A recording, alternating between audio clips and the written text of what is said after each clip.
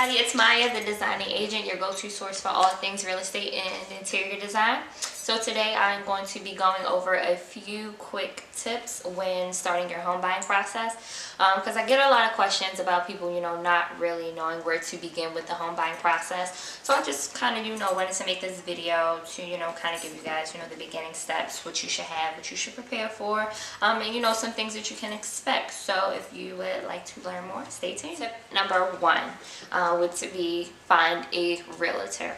There are many websites that you can go on to. You can go on to realtor.com, you can go into Zillow, Facebook is a good tool, or Instagram. Now a lot of days people are using social media to network and find people. So find a realtor, find a real estate agent to begin leading you in the right direction of your home buying process. This will be like your best friend throughout the transaction, because they pretty much fight for you and get you the home of your dreams and get it at an affordable rate. So step number one is to find a realtor you trust, that you're willing to work with, even if it's a referral from somebody that's going to be like your best friend. So start with them first.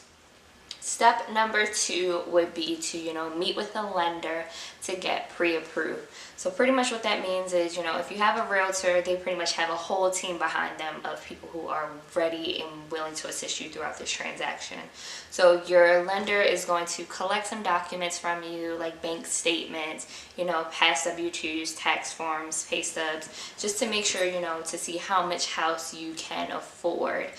You do not want to go into this process blind. You want to know how much you can afford, so you won't be financially struggling trying to purchase a home. So that's going to be the next step. So after you've gotten your pre-approval, this is the fun part. Everyone loves this part. You go home shopping. So everyone nowadays just goes on Google. Google's like your go-to everything. You have Zillow, like I said, you have realtor.com, you have Trulia, Redfin. You have so many websites nowadays that has all this information at your fingertips. It's literally impossible for you not to find a home off of the internet. But then your realtor is also going to be a good source, because they have something that you call the MLS system. So that has all the properties on there that may not be on all these websites or as accurate, because sometimes 9 times out of 10 those sites don't have the correct information on there for you. So check in with your realtor. If there's a house that you like and you're not exactly sure if it's available, go to them. They'll let you know what's the status of the property. You guys can pretty much proceed from there. So after you have gotten with your realtor, you guys have found a home that you like, the next steps would be to place an offer on the property. It's about a 30 to 50 page contract, so to further educate yourself in this transaction, have them go over it. You guys sit down and take some time, just explain the contract to you so you know what you're signing, you know what you're getting yourself into. This is like one of the largest purchases you'll pretty much ever have in your lifetime, so you want to know what you're getting into. So just go over it, understand it, and then you go ahead, sign it so it can get sent off, and you are officially on your way to be a homeowner. So pretty much after that step, once your home gets approved, your offer gets approved, you then are, I guess you could say officially, you guys are under contract. So once you get under contract, the first thing you have to do is get a home inspection.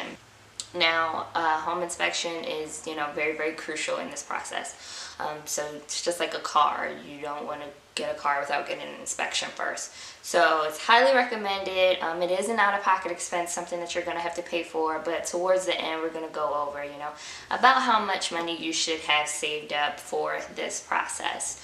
So, after your offer gets accepted, you go ahead, you schedule with some home inspectors, just like I said, some people that you know, some people that you trust, or some people that was referred to you by your realtor. So once you go ahead and get your home inspection done, they'll point out certain things, which, may seem like a bad thing at the moment, but in actuality it's to your benefit, because then the realtor can negotiate for you, can we get these things fixed, if we can drop the asking price. So certain things like that, may seem scary at the moment, but trust me, your realtor is there to work for you and work all of this out in your benefit. So after the home inspection is completed, everything's done, came back, we got the report. For the lender purposes, so for the lender, his job is to send an appraiser out to the property. An appraisal is pretty much telling, you know, how much your house is actually worth. Because the seller may feel that their house is worth like something all the way up here, and in actuality it's probably somewhere right here. So to be safe, to make sure you know you're not getting ripped off, get an appraisal done. It's actually kind of required, it's not really optional, but like I said, it will be to your benefit to get an appraisal done. So after the appraisal is, you know, came back good, you know, there are no additional repairs that may have to be made. Sometimes, you know, repairs are required, but it depends. It's typically on a case-by-case basis. You are going to then solidify your loan.